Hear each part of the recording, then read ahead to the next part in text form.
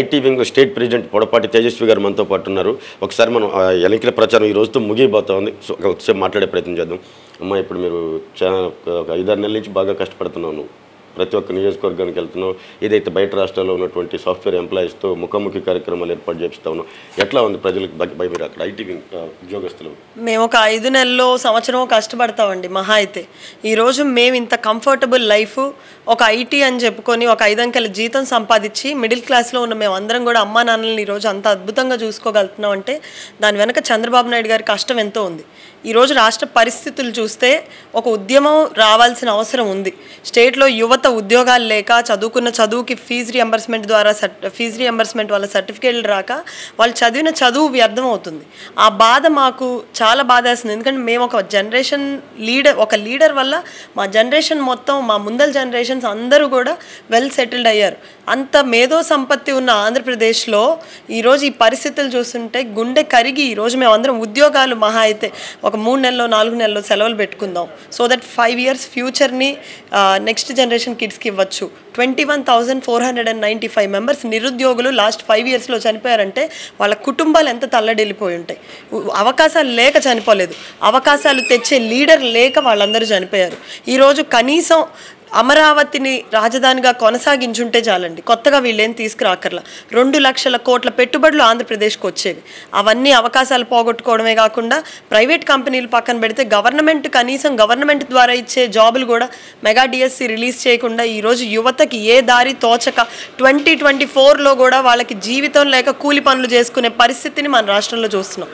ఇకనైనా మనం కదలకపోతే కష్టమని ముఖ్యంగా ఐటీ ప్రొఫెషనల్స్ చంద్రబాబు గారికి ఎప్పటికీ రుణపడి ఉంటాం. ఎందుకంటే ఐటీ అనే ఒక సెక్టర్ డెవలప్ చేయడం వల్ల ఇండైరెక్ట్లీ ఆర్ డైరెక్ట్లీ కొన్ని లక్షల మంది, కేవలం direct employment in IT in Hyderabad is 10 lakhs, indirect employment అన్నీ కలుపుకుంటే it is around 40 lakhs into వాళ్ళ కుటుంబాలు. వీళ్ళందరూ కూడా ఈరోజు బ్రతుకుతున్నారంటే చంద్రబాబు నాయుడు గారి వల్ల. ఇప్పుడు మనం ఆయన రుణం తీర్చుకునే అవసరం వచ్చింది.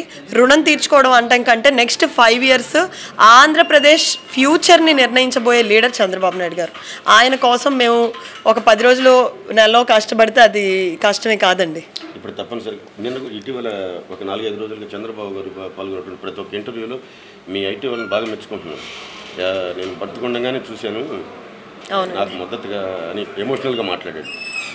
దానికి చాలామంది ఇప్పుడు వాళ్ళంతటా స్వచ్ఛందంగా అసలు బయలుదేరి ఓటేయడానికి వస్తామని చెప్పినట్టు ఉన్నారు. ఎట్లా అందరూ మీతో కాంటాక్ట్లో ఉన్నారమ్మా? ఈ ఎలక్షన్ వచ్చేసండి, ప్రతి ఎలక్షన్కి ఇంత పెద్ద ఎత్తున ఐటీ ప్రొఫెషనల్స్ కానివ్వండి, నిజం చెప్పాలంటే అన్ఫార్చునేట్లీ మన దేశంలో లార్జెస్ట్ డెమోక్రసీ అయినప్పటికీ least polling percentage around 60 to 65 is the highest స్వాతంత్రం తర్వాత. చదువుకున్న వాళ్ళు ఈసారి ముందుకో చోటేయకపోతే మన రాష్ట్రమే లేదు. అది పక్కన పెడితే ఈ కష్టాలు బాధలు ఇవన్నీ పక్కన పెట్టండి, May 13 మన రాష్ట్రానికి మళ్ళీ ప్రాణం పోసే ఒక అద్భుతమైన అవకాశం. సెలబ్రేట్ చేసుకోవచ్చు ఆంధ్రప్రదేశ్ని. ఎన్నో పరిశ్రమలు ముందుకు రావడానికి మనం ఆ బటన్ నొక్కుతున్నాం, ఎంతోమంది యువతకి ఉద్యోగాలు రావడానికి మనం బటన్ నొక్కుతున్నాం, మహిళలకి రక్షణ కల్పించడానికి మనం May 13 బటన్ నొక్కబోతున్నాం.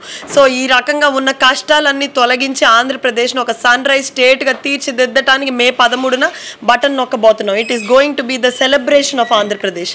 కాబట్టి అందరూ బయటకు వస్తున్నారు, ఇది చాలా సుపరిణామం. మనం ఈ 2 రోజులతో మన కష్టాలు తొలగిపోతున్నాయని ఒక సెలబ్రేషన్ మోడ్లో మనం May 13 అందరం వస్తున్నాం. ఖచ్చితంగా రేపు ముఖ్యమంత్రి అవబోయే చంద్రబాబు గారే. ఎందుకు అంటే ఈరోజు ప్రతి ఒక్కళ్ళకి సోషల్ మీడియా ద్వారా ఎక్కడ ఏ అఘాయిత్యం జరిగినా కళ్ళకి కట్టినట్టు కనిపిస్తుంది. ఈరోజు గొడ్డలితో నరికేసిన డాక్టర్ సుధాకర్ గారిని నర్సీపట్నంలో చనిపోయేలా చేసిన, ఎక్కడో నర్సీపట్నంలో ఉన్నది మనకి ఇక్కడ అనంతపూర్ రాయలసీమలో కూడా తెలుస్తుందంటే it's because of social media. So ఏమేం చేస్తున్నారు అన్నది ప్రజలు అబ్జర్వ్ చేస్తున్నారు. దానికి తగ్గ తీర్పు రేపు May 13 ఇవ్వబోతున్నారు. సో ఆ తీర్పు ఇవ్వడానికి చాలామంది అనేక ఇన్సిడెంట్స్ వల్ల సఫర్ అయిన వాళ్ళందరూ కూడా బలంగా నిర్ణయించుకున్నారు. May 13 నుంచి ఆంధ్రప్రదేశ్ భవిష్యత్తు మారబోతుంది అని చెప్పి ఈరోజు అందరూ వస్తున్నారు పెద్ద ఎత్తున. రేపు మదర్స్ డే, ఎల్లుండి ఎన్నికలు, చివరిగా ఒక సందేశం. ఎంతోమంది తల్లులు తల్లడిల్లుతున్నారండి లాస్ట్ 5 years నుంచి. తన బిడ్డ చదువుకున్న చదువుకి ఒక ఉద్యోగం వస్తే ప్రతి ఒక్కళ్ళలో గర్వంగా తిరగచ్చు అనే ప్రతి తల్లికి రేపటి రోజున అసలైన మదర్స్ డే. బిడ్డలకి నిత్యావసర సరుకుల ధరలు, కూరగాయల ధరలు పెరిగిపోయి సరైన భోజనం వండి పెట్టలేక ఇబ్బంది పడుతున్న తల్లికి సిలిండర్ రేటు 700 నుంచి 1200 పెరిగి దానివల్ల ఇబ్బంది పడుతూ కట్టెల పొయ్యి మీద మళ్ళీ వంట చేసి పెడుతున్న ప్రతి తల్లికి రేపు అసలైన మదర్స్ డే. మీ బిడ్డల ద్వారా ఈ రాష్ట్రానికి మంచి భవిష్యత్తు ఇవ్వడానికి రేపు చాలా కీలకం. స్వతంత్రోద్యమం అప్పుడు కూడా ఎందరో మీలాంటి తల్లులు వాళ్ళ బిడ్డల్ని ముందుకు పంపించడం వల్ల మనం ఈరోజు ఇంత ఆనందంగా ఉన్నాం. రేపటి రోజున ఆంధ్రప్రదేశ్ భవిష్యత్తు కోసం మీ బిడ్డలని ముందుకు పంపించండి. సరైన నాయకుడిని ఎన్నుకునేలా చేసి మీ బిడ్డలతో పాటు ఈ రాష్ట్రంలో ఉన్న కొన్ని లక్షల మందికి భవిష్యత్తు ఇవ్వాలని మదర్స్ డేని ఈ విధంగా సెలబ్రేట్ చేసుకుందామని కోరుకుంటూ ముందుగా అమ్మనమ్మ గారికి కృతజ్ఞతలమ్మ. ఆమె వల్ల ఈరోజు ఆమె తన బిడ్డని ఇంత అద్భుతంగా పెంచడం వల్ల మాలాంటి కొన్ని లక్షల కోట్ల మంది హ్యాపీగా బ్రతుకుతున్నారు. ప్రతి తల్లి ఒక బిడ్డని నారా చంద్రబాబు నాయుడు గారి లాగా పెంచాలని కోరుకుంటూ హ్యాపీ మదర్స్ డే. గుండె సంరక్షణ కోసం మరింత జాగ్రత్త తీసుకోవడం అవసరం. ప్రకాశం, నెల్లూరు, కర్నూలు జిల్లాల్లో తొలిసారిగా ఆస్టర్ రమేష్ హాస్పిటల్స్ ఒంగోలులో అత్యాధునిక 160 స్లైడ్స్ UCT 780 స్కానర్ అందుబాటులోకి తెచ్చాయి. Computerised tomography, coronary angiography, CTCA దీనివల్ల సాధ్యమవుతుంది. CTCA పరీక్ష వల్ల గుండెకు రక్త సరఫరా చేసే కరోనరీ ఆర్టరీస్ కి జబ్బు చేసిందేమో తెలుసుకోవచ్చు. గుండెపోటు వస్తుందన్న దానికి అదే తొలి హెచ్చరిక. ఇతర పరీక్షలతో పోలిస్తే ఈ ఆధునిక పరీక్ష వల్ల ఎన్నో ఉపయోగాలున్నాయి. అసలు సమస్యని కరెక్ట్గా తెలుసుకుని తగిన వైద్యం చేసే వీలుంటుంది. గుండెకు సంబంధించిన ఏ సమస్య ఉన్నా ఆస్టర్ రమేష్ హాస్పిటల్స్ మీకు కొండంత అండ. మీరు పూర్తిగా విశ్వసించదగ్గ అత్యాధునిక ఆసుపత్రి ఇది.